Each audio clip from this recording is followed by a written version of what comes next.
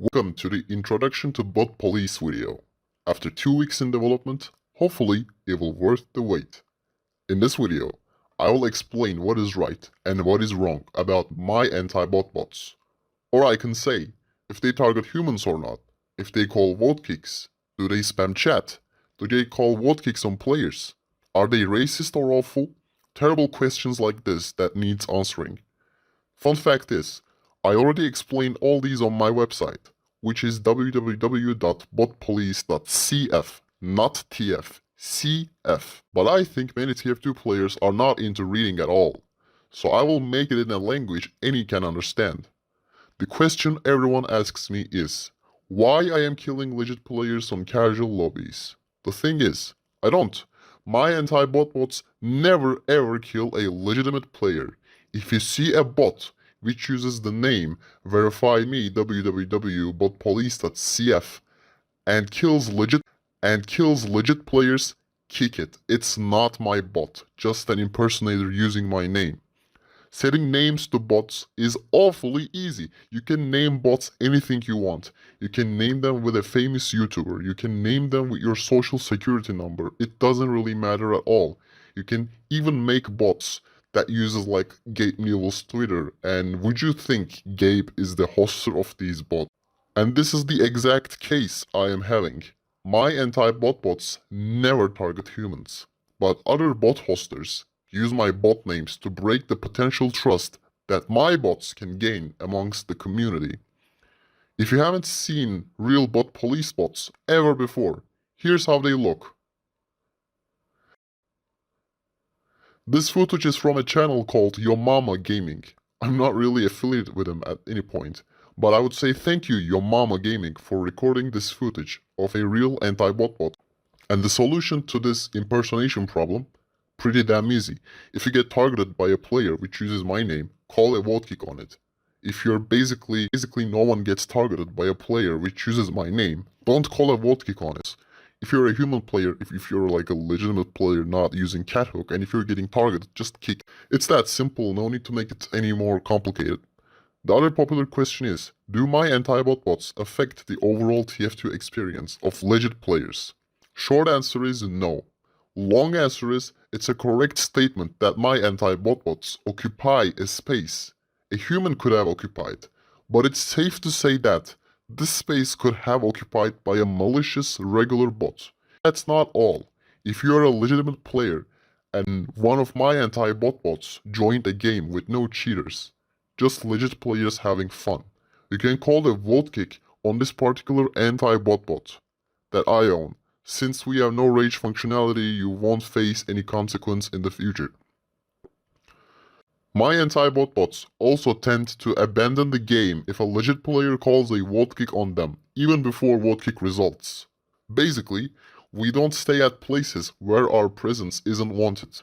However, if a cheater or bot calls a vote kick on my anti-bot bots, they won't leave and vote no to that vote kick to fight them. Keep it in your mind, it might help you to understand who can be a cheater in your lobby. Last but not least, yet another question I receive a lot. How does my anti-bot bots work? How do they detect cheaters? Let me give you a bit of insight about how regular aimbot bots work.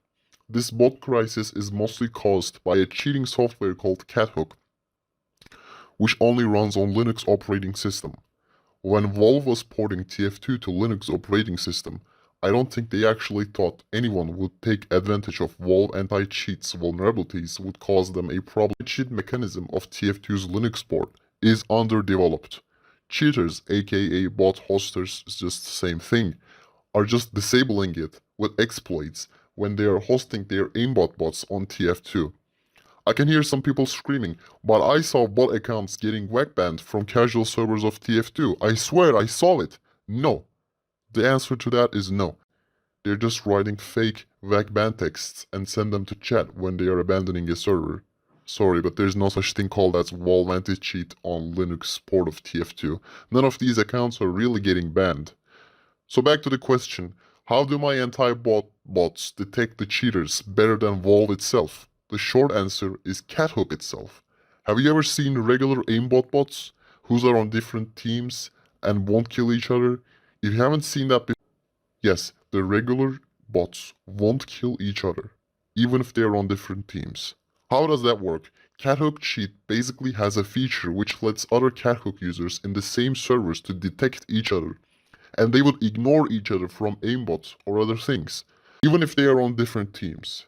I basically edited the source code of Cathook Cheat and changed that functionality to only target Cathook users instead of ignoring them, which is all the cheaters and bots obviously. If you don't believe me, you can check the source code for yourself. It's on my GitHub account, github.com/cyrexlinus. I will answer yet another question, but it's not the right time for that now. I will answer it in the end. Stay tuned for it. I would like to talk about the features of my anti-bot bots. We are not only targeting cheaters/bots, we're doing more than that. Our bots vote yes to a vote kick called by a legit player, trying to kick a regular aimbot bot. And our bots vote no to a vote kick called by a bot, trying to kick a legit player. Our bots also abandon the server immediately if a legit player calls a vote kick on them. As I said before, isn't wanted. They won't wait for the vote kick to result, just abandon the game. I'm talking about my bots, obviously. We aimbot other cheaters. I'm talking about my anti-bot bots, obviously. We aimbot other cheaters. We never ever aimbot legit players, like I said before. This feature is tested a lot of times and proved to be working fine. If you get killed by a BotPolice bot, as I explained earlier, it's not a bot we own, it's an impersonator bot. Just kick it out of your lobby. As our Cathook fork is open source, you can see the code for yourself if you don't believe my words. Again, if you don't believe me, pause the video here, check the code if you understand it, and come back. github.com/cyrexlinus/cathook. We are not here to annoy players, we are trying to defend human players as far as we can. You have my word on it.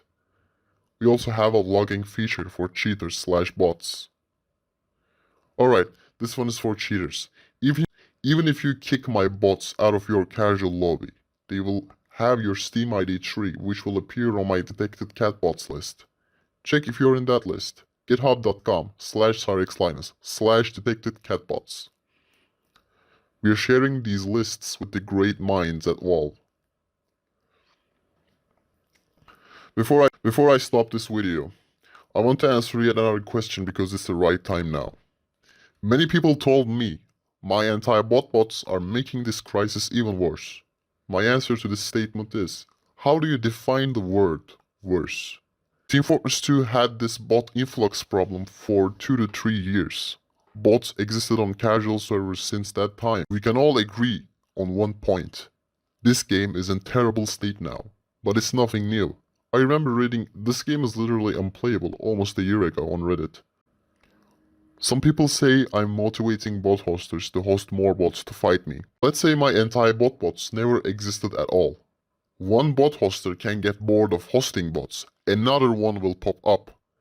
If it's possible to host bot players and annoy people with it, every human being with malicious intents can host bots and flood servers with them. One goes out, another will go in. It's a recursive problem which I have nothing to do with. Yet I agree on one thing. Anti-bot bots is not the solution. The solution is Valve taking care of its game. So until that starts happening, I will do my best to defend human players. When this time finally comes and crazy times finally end, my anti-bot bots will disappear along with my website, this video too, and even my Telegram most likely. Thank you for listening me this far, and I hope for your support. Peace.